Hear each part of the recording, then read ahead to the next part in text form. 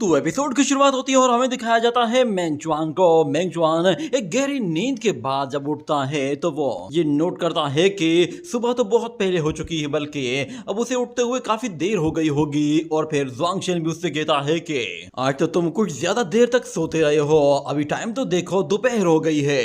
तो मेंगचुआन कहता है कि मुझे इतना लंबा सोए हुए काफी टाइम हो गया है, घर की नींद तो घर की नींद होती है, इससे पहले मैं कभी भी इतना ज्यादा कंफर्टेबल फील नहीं कर रहा था। मगर बाहर हमें दिखाया जाता है कि मेंग फैमिली खाना खा रही होती है और उन लोगों के साथ यान वुई भी बैठा हुआ होता है और मेंग चीफ उसकी प्लेट में खाना डालता है और कहता है कि तुम थोड़ा और खाओ, तुम बिल्कुल थोड़ा सा खा रहे हो। यान वुई उन लोगों से कहता है कि मुझे थोड़ा कम खाना है क्योंकि बाद में मुझे ट्रेनिंग भी करनी है। मगर मेंग चीफ उसकी प्लेट पर खाना डालते ही जा रहा होता है और वहां पर शाओफेंग भी मौजूद होता है और वो भी अपना खाना निकाल कर उसकी प्लेट पे रखता है और यान वुई उन्हें समझाने की कोशिश करता है कि मैं इतना ज्यादा खाना नहीं खा सकता, मुझे बाद में ट्रेनिंग करने में प्रॉब्लम होगी। मगर जब वो अपनी प्लेट की तरफ देखता है तो यहाँ पर मेंग चीफ ने तो खाने का पहाड़ लगा दिया होता है जिस पर यान वुई के भी तोते उड़ जाते हैं। वो उन लोगों को समझाता है कि मुझे बाद में भी खाना खाना है। मगर मेंग चीफ कहता है तुम ज्यादा खाना खाओगे तुम्हें ज्यादा एनर्जी मिलेगी तो तुम अच्छी तरह से ट्रेनिंग भी कर पाओगे। इतने में वहां पर मेंगचुआन आ जाता है और वो जानवी को देख रहा होता है कि वो तो मेंग फैमिली में फंस गया है। मगर जानवी उसे देखते ही कुछ कहने की कोशिश करता है मगर उसके गले में मौजूद खाना वो अटक जाता है और वो मेंगचुआन का नाम लेने के बजाय एक डिश का नाम ले लेता है जिस पर मेंगचीफ कहता है तुम्हें वो चाहिए। वो फौरन से वहां पे सर्वेंट्स को ऑर्डर देता है कि जल्दी से इसके लिए वो खाना भी बना कर लाओ। मेंगचुआन को उसकी हालत देखकर उस पर तरस आने लगा था मगर जब वो खाना खा लेता है तो वो खाना खाकर बहुत ज्यादा थक जाता है और उसी टेबल के ऊपर लेट जाता है और कहता है कि मैंने आज से पहले कभी भी इतना स्पाइसी खाना नहीं खाया। तो मेंगचुआन कहता है कि तुमने इतना स्पाइसी खाना पहले नहीं खाया मगर आज तुमने पहली मर्तबा खाया और देखो कितना खा लिया। तो यानवी कहता है मैं तो नहीं खा रहा था, वो लोग तो जबरदस्ती मेरे मुंह में ठूसते जा रहे थे, मुझे तो ऐसे लग रहा था कि जैसे ये खाना मेरे गले में फंस जाएगा और मैं तो जान से जाऊंगा। जिस पर मेंगचुआन कहता है चलो तो फिर क्यों ना एक मैच हो जाए, इस तरह तुम्हारा सारा खाना भी हजम हो जाएगा। ये कहने के साथ वो दोनों ही अपनी प्रैक्टिस के लिए फौरन से एक दूसरे के सामने आकर खड़े हो जाते हैं और अपने वेपन्स भी निकाल लेते हैं। जिसके बाद वो दोनों ही एक दूसरे के ऊपर हमला करते हैं। तो दोनों की स्ट्राइक्स बहुत ही पावरफुल होती हैं और दोनों की स्पीड भी काफी अच्छी हो चुकी होती है। यहाँ पर दोनों एक दूसरे को काउंटर करते हैं और मेंगचुआन उससे कहता है कि कल मैंने तुम्हें फाइट करते हुए देखा था, उसके बाद से ही मेरे हाथों में खुजली होने लगी थी, मैं देखना चाहता था कि तुम्हारे सोर्ड सेक्ट में कितना दम है। ये कहने की देर थी कि यानवी उससे कहता है अगर तुम्हें देखना है तो फिर तुम्हें संभल कर रहने की जरूरत है। ये कहने के साथ वो दोनों ही एक दूसरे को पीछे धकेल देते हैं और यानवी जाते ही अपनी एक सोर्ड फॉर्मेशन क्रिएट करता है और उन सोर्ड्स को पूरे ग्राउंड में फैला देता है। जिसके बाद वो उन सोर्ड्स के जरिए अपनी पोजीशन बहुत ही तेजी से मूव करता है और यानवी जैसे ही हमला करता है तो मेंगचुआन फिर से उसे ब्लॉक कर लेता है। इस तरह दोबारा से उन दोनों के बीच में एक घमासान लड़ाई शुरू हो जाती है जिसमें दोनों ही पावरफुल सोर्ड स्ट्राइक्स कर रहे होते हैं और मेंग फैमिली के सारे एल्डर्स वो ऊपर से देख रहे होते हैं कि ये दोनों तो सच में कमाल के हैं। खास तौर पर वो लड़का जो कि स्वॉर्डमैनशिप इतनी अच्छी यूज कर पा रहा है। मैं नहीं जानता ये कौन सा सोर्ड स्टाइल है मगर इसकी सोर्ड टेक्निक देखकर लग रहा है कि ये बंदा काफी समझदार भी है और इसके स्किल्स भी काफी लाजवाब है। और दूसरा मास्टर भी कहता है कि इसके अटैक तो बिल्कुल थंडर की तरह है, काफी ज्यादा एक्सप्लोसिव लग रहे हैं। और शाओफेंग भी कहता है कि ब्रदर यान पहले के मुकाबले में काफी डिफरेंट लग रहे हैं, वो पहले कभी भी इतने ज्यादा एक्टिव नहीं हुआ करते थे, ना ही वो इतनी ज्यादा बातें किया करते थे। यहाँ पर यान वुई वो दोबारा से अपनी एक सोर्ड फॉर्मेशन क्रिएट करके उससे मल्टीपल सोर्ड जनरेट करता है और मेंगचुआन पर हमला करता है। तो मेंगचुआन उसकी सोर्ड्स को ब्लॉक कर लेता है और एक सोर्ड को जैसे ही किक मारता है तो वो सोर्ड मेंग चीफ की तरफ जाती है और उसके बालों को उड़ा कर रख देती है जिससे वो बाल अपनी जगह से हटकर उसके माथे के ऊपर आकर लगते हैं। और दूसरी तरफ मेंगचुआन और यानवी दोबारा से एक दूसरे पर हमला करते हैं और दोनों ही एक दूसरे को काउंटर करते हैं। जिस पर यानवी उसे कहता है कि हमारी सोर्ड स्ट्राइक की वजह से मेंग चीफ शायद हर्ट हुआ है, उसके बाल कट गए हैं। तो मेंगचुआन कहता है कि तुम उनके बालों की परवाह मत करो, वैसे भी वो बाल दोबारा से उग जाएंगे, तुम सिर्फ अपनी फाइट पे फोकस करो। ये कहते ही वो एक जायंट हैंड क्रिएट करता है और उस जायंट हैंड के साथ यानवी पर ऐसे अटैक करता है जैसे वो किसी मक्खी को उठाकर दूर फेंकता है। मगर यानवी भी कमजोर नहीं था था वो पलटकर अपना सबसे पावरफुल सोड मूव ट्राई करता है और हमें दिखाया जाता है कि वो किन यांग सोड को यूज करता है जो कि बहुत ही स्ट्रॉन्ग होती है और काफी फास्ट स्पीड के साथ मेंगचुआन के पास से होते हुए गुजर जाती है। ये देखने के बाद मेंगचुआन उससे कहता है कि तुम्हारी सोड एनर्जी और थंडर साउंड ये इतने ज्यादा तेज नहीं जितनी मेरी स्पीड है, क्योंकि रियल थंडर तो मेरे पास है। पर यान वुई कहता है कि जब बात स्पीड की आती है तो मैं तुम्हारी थंडर को भी मैच कर सकता हूँ। ये कहने के साथ वो दोनों ही दोबारा से एक दूसरे पर आकर लपकते हैं और एक दूसरे के साथ फाइट करते हुए अब स्ट्रीट्स की तरफ चले जाते हैं। यान वुई ने जैसा बताया था वो बिल्कुल उसकी स्पीड को मैच कर पा रहा था और दोनों ही एक दूसरे को बिल्कुल बराबर की टक्कर देते हुए सिटी की तरफ जा रहे होते हैं। और हम देखते हैं कि जब वो लोग ऊपर से फाइट कर रहे होते हैं तो नीचे मौजूद लोग उन्हें देखते हैं और वो लोग ये फाइट देखकर समझ जाते हैं कि ये तो यंग मास्टर मेंगचुआन है।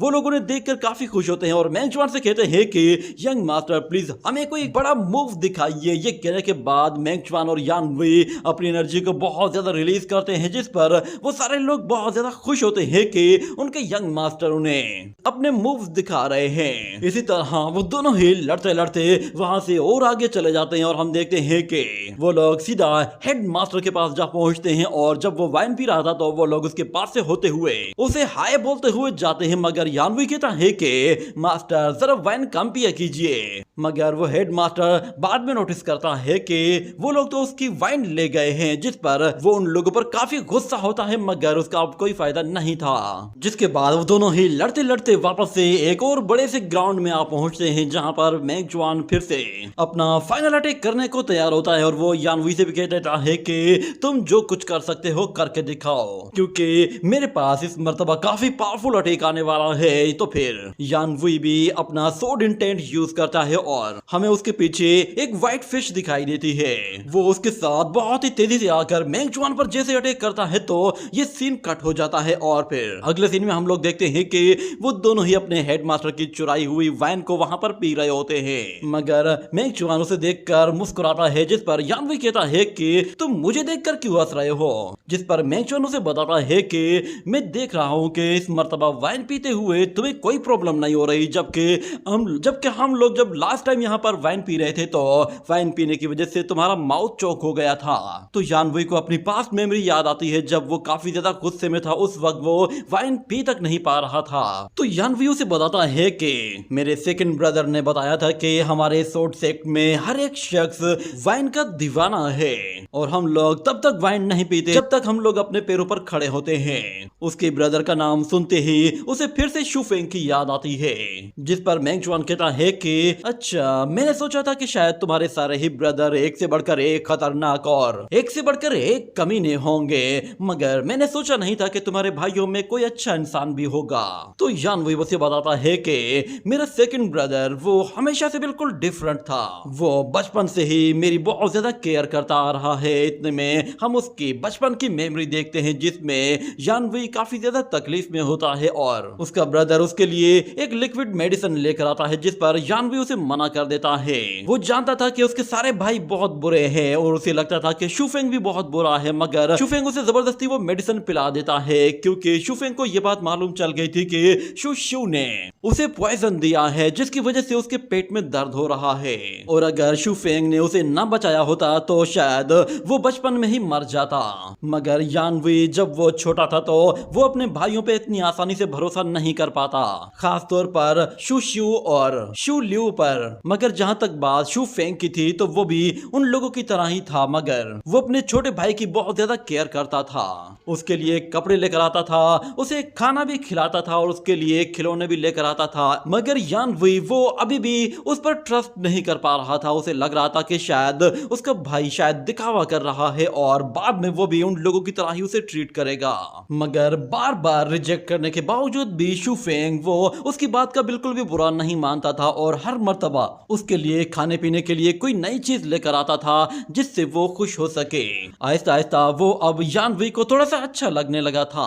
और जहां तक बात किंग आन हाई की है तो वो भी सेकंड ब्रदर को बहुत ज्यादा वैल्यू देते हैं। मगर मेरे ब्रदर्स में से सबसे ज्यादा फादर से अगर कोई नफरत करता है तो वो मैं हूँ और मेरे बाद मेरा सेकंड ब्रदर है। मेरे सारे के सारे भाई वो बहुत ही बेरहम हैं और जहां तक बात शूफेंग की है वो बिल्कुल डिफरेंट है। वो उन लोगों की तरह बिल्कुल भी बिहेव नहीं करता। वो हमेशा अपनी प्रैक्टिस करता रहता है और मेरा ख्याल भी रखता है।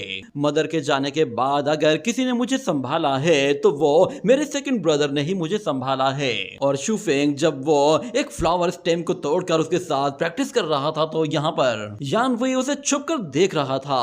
शूफेंग जब ये देखता है कि यान वही उसे देख रहा है तो वो फौरन से उसके पास चला जाता है और उसे अपने साथ ट्रेनिंग करने के लिए इनवाइट करता है। और हमें दिखाया जाता है कि फिर वो दोनों एक साथ मिलकर ट्रेनिंग करते हैं। और उस टाइम अगर उस सेकंड ब्रदर ने यानवी को सोड हार्ट टेक्निक ना सिखाई होती तो शायद यानवी वो इतना लंबा टाइम सरवाइव ही नहीं कर पाता। उसकी वजह से ही यानवी ने सोड सेक थर्ड रियलम को वहीं पर ही ब्रेक थ्रू किया था। उसकी ये बातें सुनकर मेंगचुआन काफी ज्यादा इंप्रेस होता है और ज़ुआंगशेन भी कहता है कि मेंगचुआन लगता है कि तुम अब शूफेंग के बारे में ही सोचने लगे हो। तो मेंगचुआन कहता है कि मुझे वो नेम लिस्ट याद आ रही है। तो ज़ुआंगशेन कहता है कि शायद ये भी उन लोगों में से एक है जिसने फ्यूचर को देख लिया था। मगर मेंगचुआन कहता है कि नहीं, मैं कुछ और सोच रहा हूँ। मैं ये सोच रहा हूँ कि कहीं वो बंदा शूफेंग तो नहीं जिसने उस नेम लिस्ट से अपना नाम हटाया था। तो ज़ुआंगशेन कहता है कि हाँ, ये हो सकता है क्योंकि शूफेंग उस वक्त वहीं मौजूद था। इतने में अचानक यहाँ पर यानवी एक जेट टोकन बाहर निकालता है और कहता है कि मेरे ब्रदर शूफेंग ने ये टोकन तुम्हें देने के लिए कहा है। असल में ये तुम्हारी ग्रेट आंट का दिया हुआ एक गिफ्ट है। इसे ब्लैक आयरन हेवनली बुक भी कहते हैं। ब्रदर ने कहा है कि तुम्हारी आंट की मिलिट्री मेरिट की एक्सचेंज के तौर पर ये चीज तुम्हें दी जा रही है। तो मिलिट्री मेरिट के बारे में सुनकर मेंगचुआन काफी सरप्राइज होता है कि ग्रेट आंट की मिलिट्री मेरिट के बारे में तो मुझे भी नहीं मालूम था। ये ब्लैक आयरन हैवी, ये गोल्डन आयरन हैवी मेटल बहुत ही ज्यादा सॉलिड लग रहा है। इसे सिर्फ होल्ड करने से ही ऐसा फील हो रहा है कि जैसे मेरे हाथ में कोई सोर्ड सेबर मौजूद है।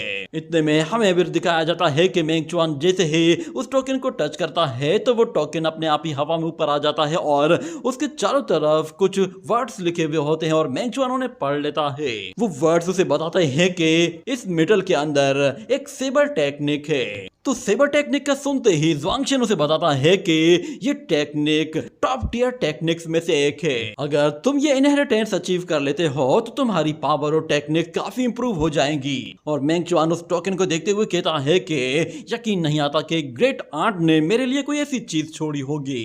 क्या वाकई में ग्रेट आंट की मिलिट्री मेरिट के बदले में ये चीज एक्सचेंज की जानी चाहिए थी? तो ज़ुआंगशेन कहता है कि उसकी टेंशन फिलहाल मत लो, तुम्हें इसे एक मर्तबा ट्राई करके देखना चाहिए जिसके बाद तुम्हें सब कुछ पता चल जाएगा। तो मेंगचुआन कहता है आखिर मैं इसके अंदर जाऊं कैसे? वो उसे जोर लगाकर ओपन करने की कोशिश करता है, यहाँ तक कि उसे अपने दांतों में दबाकर उसे काटता है ताकि शायद किसी तरह वो अनलॉक हो सके, मगर उसका भी कोई फायदा नहीं होता। इतने में उसे वहां पर 2 अखरोट नजर आते हैं तो वो फौरन से एक अखरोट के ऊपर उस टोकन को दे मारता है जिससे वो टोकन अपने आप ही एक्टिवेट हो जाता है और मेंगचुआन को फौरन से अपने अंदर खींच लेता है। और जब उसकी आंख खुलती है तो वो देखता है कि वो एक अलग ही जगह आ पहुंचा है। उसके सामने एक बहुत बड़ा कोर्टयार्ड होता है और मेंगचुआन कहता है फाइनली उस टोकन में इन होने का रास्ता मिल गया।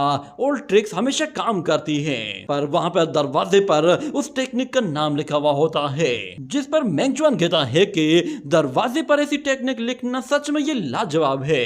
अगर किसी को घर के अंदर अट्रैक्ट करना हो तो मैं भी अपने दरवाजे पर ऐसा ही लिखवाऊंगा। ये कहने के बाद वो जैसे ही दरवाजा खोलता है तो अंदर से तेज रोशनी आती है और मेंगचुआन अपनी आंखें बंद करता है, मगर वो देखता है कि वो कोर्टयार्ड अंदर से काफी बड़ा है, मगर ऐसा लग रहा है कि जैसे वहां पर काफी टाइम से किसी ने सफाई नहीं की। वो जैसे ही अंदर आता है तो हमें दिखाया जाता है कि ऊपर एक शख्स बैठा हुआ होता है और मेंगचुआन के आने पर वो कोई रिएक्शन नहीं देता और वहीं पे ही बैठा रहता है, जबकि मेंगचुआन वो उस जगह को देखकर कहता है कि अच्छा तो हार्ट सेबर टेक्निक की इनहेरिटेंस वाली जगह यही है।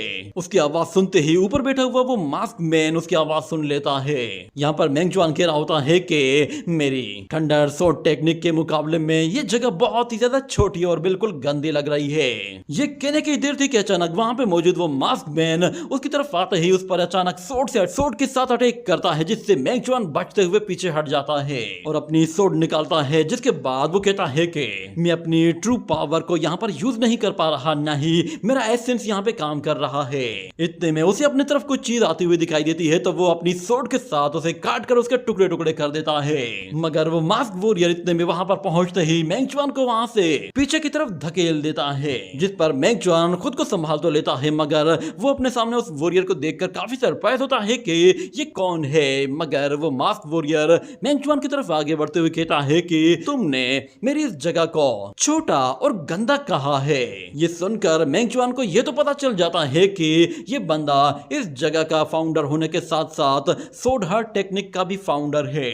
वो मास्क वॉरियर फौरन से अपनी सोड निकालता है और मेंगजुआन से कहता है कि चलो मुझे दिखाओ कि तुम्हारे अंदर कितने स्किल्स हैं। ये सुनते ही मेंगजुआन अपनी सोड निकालता है और उस पर अटैक करता है, तो वो बंदा उसकी हर एक अटैक को आराम से डॉज कर पा रहा था, यहाँ तक कि मेंगजुआन पलट कर दोबारा से वार करता है, पर कोई फायदा नहीं होता। वो बंदा उसे किक मारते हुए वापस पीछे धकेल देता है, पर मेंगजुआन रुकने वाला नहीं था। वो फिर से पलट वार करता है और एक के बाद एक सोड स्ट्राइक्स करना शुरू कर देता है, मगर उसकी सोड स्ट्राइक्स बिल्कुल बेअसर थी क्योंकि उसकी स्पीड काफी स्लो लग रही थी। वो बंदा पलक झपकते उसके पीछे आ पहुंचता है और मेंगजुआन को भी यहाँ से फिर से बाल बाल अपनी जान बचाते हुए पीछे हटना पड़ता है।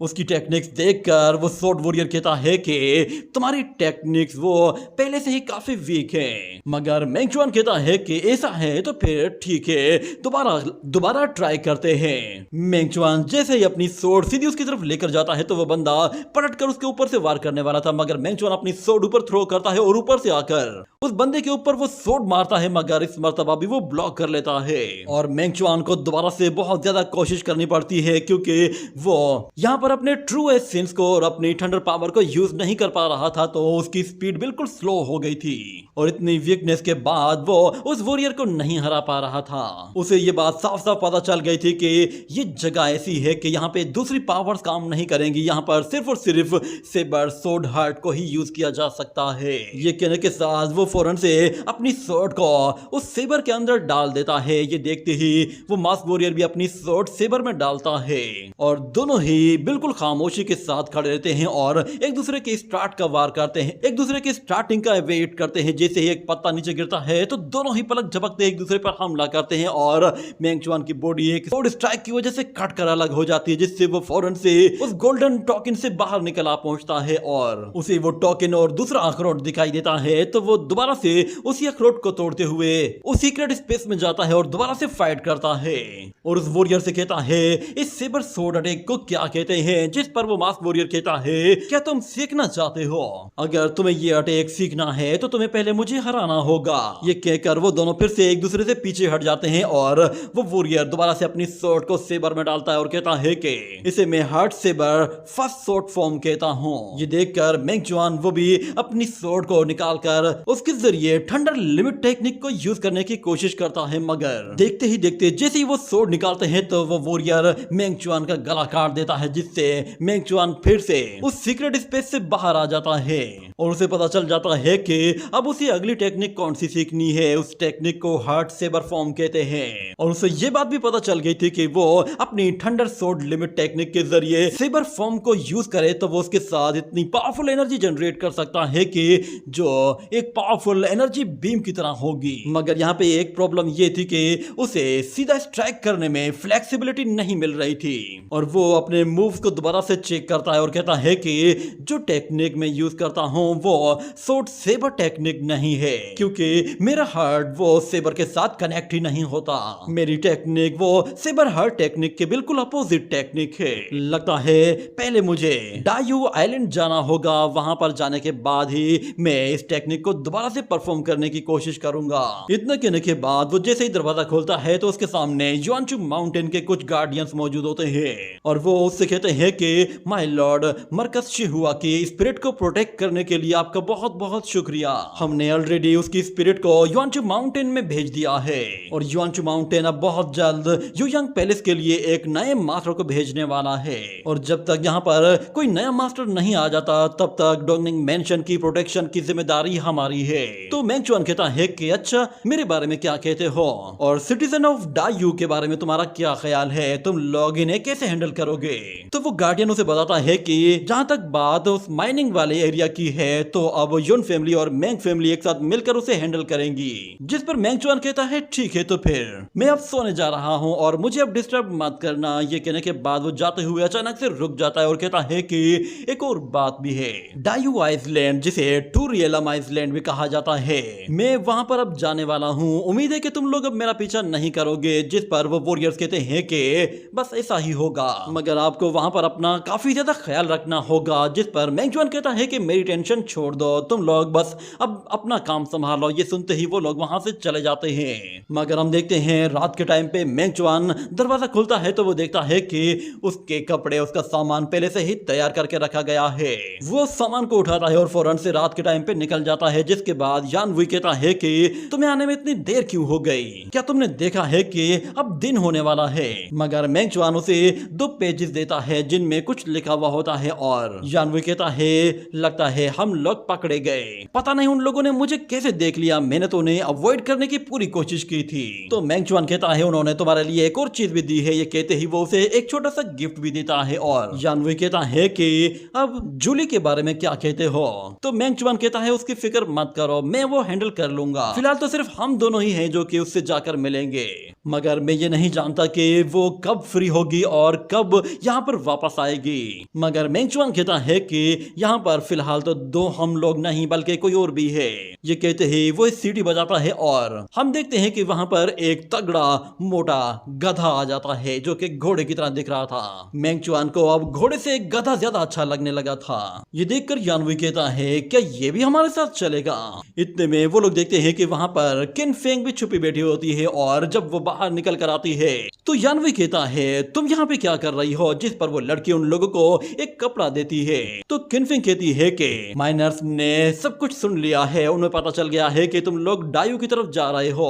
हम लोग बस तुम्हें सपोर्ट करने के लिए तुम्हें कुछ देना चाहते थे। उन्होंने छोटे छोटे कपड़ों के टुकड़ों को एक साथ जोड़कर एक बैनर बना दिया है। तुम इसे एक बैनर की तरह यूज कर सकते हो। यूं समझो कि ये एक बारकोड बैनर है। इसके जरिए तुम्हें टूरियलम आइलैंड को अच्छी तरह से जानने का भी मौका मिलेगा। हम देखते हैं कि वो कपड़ा इस तरह सिया गया होता है कि उसमें उस आइलैंड का मैप जैसा कोई निशान बना हुआ होता है।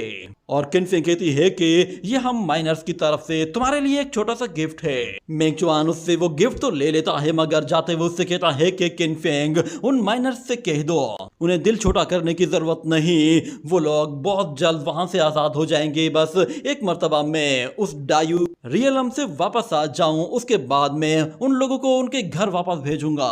मेंगचुआन अभी वो मैप देख रहा होता है, इतने में अचानक वो गधा उससे वो कपड़ा छीनकर भाग जाता है। तो मेंगचुआन भी उसके पीछे पीछे भागता है और यहाँ पे युयांग पैलेस में अचानक से कोई शख्स बहुत सारे पेपर थ्रो करना शुरू करता है। और दूसरी तरफ मेंगचुआन को ये बात पता नहीं थी कि गधे को पारा कैसे जाता है और उसे कंट्रोल किस तरह किया जाता है। और दूसरी तरफ युयांग पैलेस में हर जगह वो पेपर सब लोगों को मिलना शुरू हो गए थे। कोई शख्स ऐसा था जो कि वहां पे मौजूद लोगों को किसी तरह डराना चाहता था। और मेंगचुआन और यान वुई के जाने के बाद अब युयांग पैलेस का मास्टर भी कोई नहीं था। तो अब युयांग पैलेस सबसे ज्यादा खतरनाक जगह बन गई थी, क्योंकि अब डीमंस किसी भी टाइम पे कुछ भी कर सकते थे।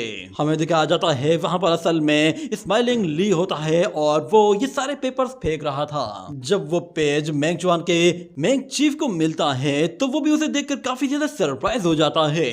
यहाँ तक कि वो पेज किनवू को भी दिखाया जाता है और दूसरी तरफ मेंगचुआन उस गधे को लेकर डायू आइलैंड में आ पहुंचता है, जहां पर वो देखता है कि डायू आइलैंड वो टूरियलम आइलैंड है और स्माइलिंग ली वो युयांग पैलेस में हर जगह वो पेपर्स फैला रहा होता है। और मेंगचुआन के बारे में कहता है कि डायू तुम्हें बिल्कुल भी वेलकम नहीं करेगा।